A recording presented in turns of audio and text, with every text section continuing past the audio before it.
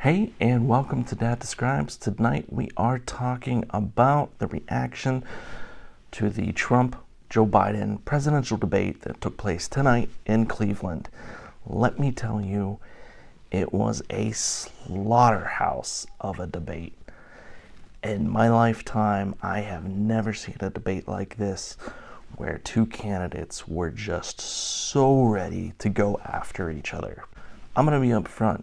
I think we have a divorce going on between our two parties, where you have a nation that is brought together by people with lots of things in common. I think we have large systematic disagreements in our country right now, and it feels like two parties that really want nothing to do with each other anymore. And I think you see a lot of this anger put out on the debates page by both of the candidates. Before we get into it, please take a moment to hit that subscribe button. Now, the debates. First, let's hit with Chris Wallace. In my mind, Chris Wallace is a highly respected journalist. I couldn't picture a journalist in the world more competent and capable and down the middle enough to really take on some of the tough topics of this debate. I don't think there's anybody who could have done a better job. And he went out and he tried his best, and he just got run over by both candidates. Just completely flattened. To his credit, I think he did as good of a job as anybody could do. These two candidates were honestly set and ready for a street brawl, and that's what they both seemed to want. And Chris really couldn't hold them back. And I think he almost got in the way trying to moderate it. In my opinion, Chris, you should have just maybe let him fight it out for 10 or 15 minutes and then see if you could reel the debate back in. I do feel like Chris Wallace did tend to favor Joe Biden with softball questions, didn't necessarily push him as hard as he pushed Trump. And I'm not sure that that's fair with as much media attention as Trump gets and pretty deep coverage and criticism from the media. There's a lot of scrutiny, whereas Joe Biden to date hasn't fielded a lot of questions from the media, hasn't really had a lot of scrutiny.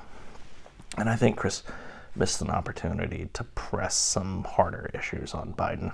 Biden, for his part, I think looks old and frail. He's still got a little bit of vinegar left in him, but he seems to be aging, and you could see him on the cusp of struggling with his verbiage quite a bit. His cognitive complexity with some of what he was trying to do, you could tell his mind was firing okay, but it didn't seem like he was able to get some of his thoughts out fully. It's not as bad as some of the speeches I've seen him do, but he was definitely not at the top of his game. Substantively, I think that his tone overall in the debate, I think Biden's tone was a little bit better than Trump's. He made an appeal to the American people a little bit more, but I think he also came across as pretty shady and flatly, in my opinion, avoided answering some pretty tough questions. For Trump, I think he came out, he tried to give a very strong performance. I think he fell flat in several places. I think he had an opportunity specifically to reach out to the Black community with the sessions that they did on race, and he kind of went after Biden when he should have really been pitching to work into the Black base. And he really does have some good policy that he's done in the past 4 years that he should have been bragging about and not wasting his time firing ammo at Biden.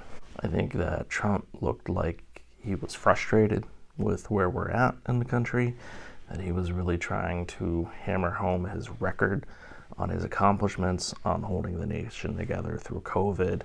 He stressed needing to reopen. Biden talked a lot of policy when he could get a chance, but it just seemed flat, like the typical, I'm going to roll out a bunch of numbers that mean nothing. It's a street brawl. It was a street brawl, and anybody on the street was getting smacked, Overall, I don't know how many minds are going to be changed on a debate like this. You're either a Trump supporter and there's no way that you're going to vote for Biden, or you're a Biden supporter and there's no way you can envision voting for Trump. I think whoever's left in the middle, undecided, would look at a debate like that and really just throw their hands up in the air and wonder where we're going. I wonder how many people from both parties were throwing their hands up in the air and saying, is this really the America that we've created? And maybe at the end of the day, that's where Trump edges out in this debate, is he's leaning back towards core American values and loving our country, whereas Biden seems to be pushing the narrative of the continued descent into madness. I don't know, but I'm gonna ask you guys this, like, with the right and left on some pretty big core issues,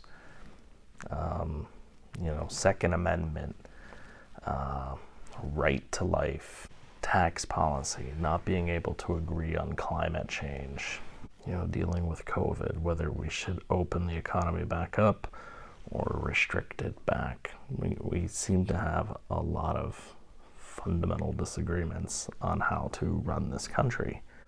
Where do we go from here? How many people are left that really want to sit down and have different political viewpoints and discuss some of these things and be okay when people disagree with you? The debate tonight from both sides seemed to be a statement of outpouring of anger. So if you want me to say that I think Trump had a good night, I don't think he had a good night. I don't think Biden had a good night. I don't think Chris Wallace had a good night. Heck, you could see him sitting in his chair practically shaking.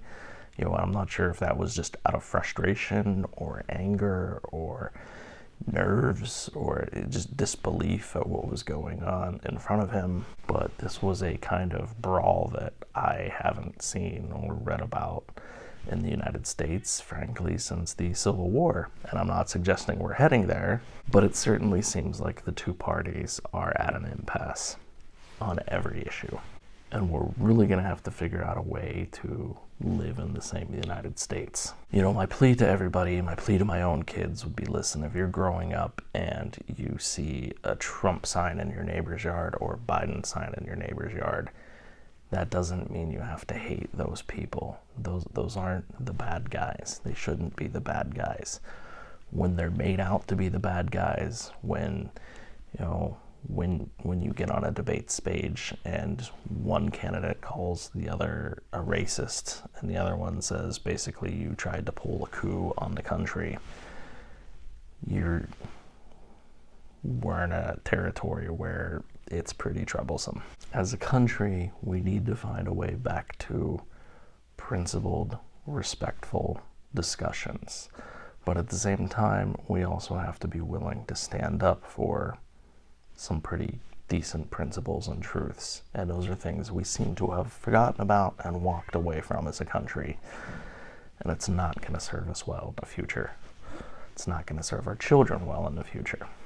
The best thing I can tell you if you are an undecided voter at this point is turn off the videos and really dig into news articles and policies and read pros and cons from both conservative and liberal media sources and really dig into the issues and figure out what it is you believe and who best represents those.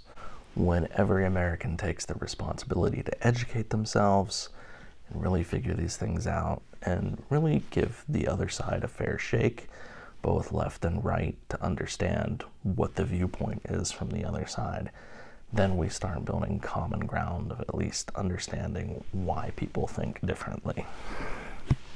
We don't want to go back down the path where there's no point in talking to each other. But overall, in the comments below, how did you feel the debate went? What was your takeaway from it? Who do you think won? Or do you think I'm wrong or crazy? It's okay if you do. We should have different viewpoints. Go ahead and hit the subscribe button, and I look forward to talking to all of you soon.